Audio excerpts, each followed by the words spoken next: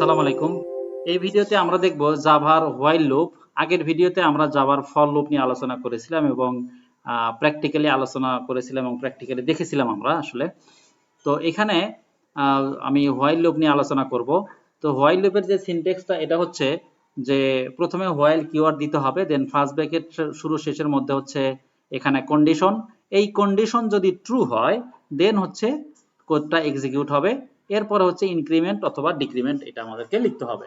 তো চলেন আমরা একটু প্র্যাকটিক্যালি কাজটা করে ফেলি। তো আমার আগের ভিডিওতে এটা ফর লুপটা করা ছিল। আমি নতুন আরেকটা লুপ নিব, জাভা ক্লাস নিব।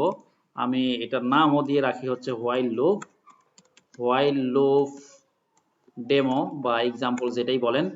তো এখানে আমি কমেন্ট করা কোডগুলাকে ক্লিন করে দেই, দেন আমি এখানে গিয়া মেন মেথডের মধ্যে এবার একটা ভেরিয়েবল ডিক্লেয়ার করি। সাপোজ আমি ইন্টিজার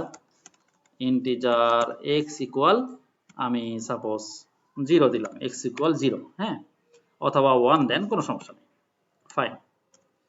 দেন এবার আমাকে হোয়াইল কিওয়ার্ডটা লিখতে হবে। এই হোয়াইলের মধ্যে আমাকে বলতে হবে যে ওই x less than or equal অথবা গ্রেটার দেন অর ইকুয়াল যেটাই বলেন, যেটা আপনার প্রয়োজন হবে, অর্থাৎ কন্ডিশনটা এখানে লিখতে হবে। আমি বললাম লেস দেন অর ইকুয়াল 10।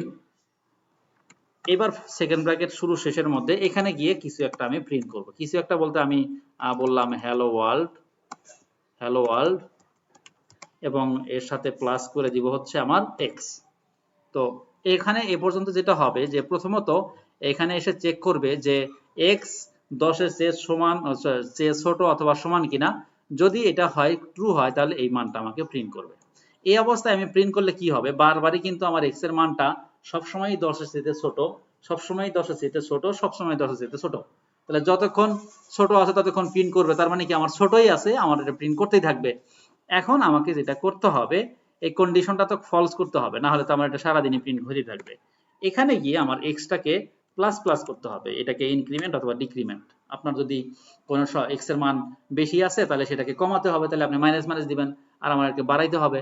এটা নিয়ে আমার ভিডিও আছে অলরেডি, আমার ইনক্রিমেন্ট বা অ্যারিথমেটিক বা কোন একটা ইয়াতে আছে সম্ভবত, এটা সম্ভবত ইউনারি অপারেটর এর মধ্যে পড়ে, ওই ভিডিওতে আছে। যাই হোক, এখন আমার কি হবে, এক্স এর মান বাড়বে।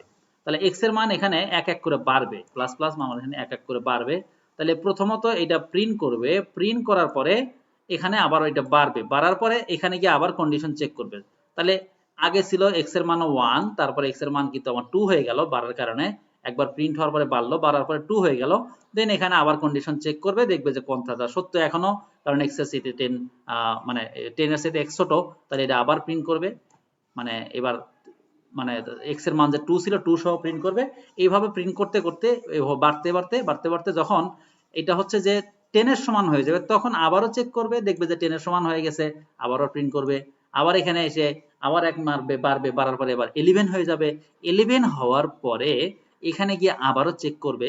এইবার চেক করে গিয়ে সে দেখবে যে না, এই কথাটা আর সত্য নয়, তখন কি করবে, এই লুপ থেকে তখন সে বের হয়ে যাবে।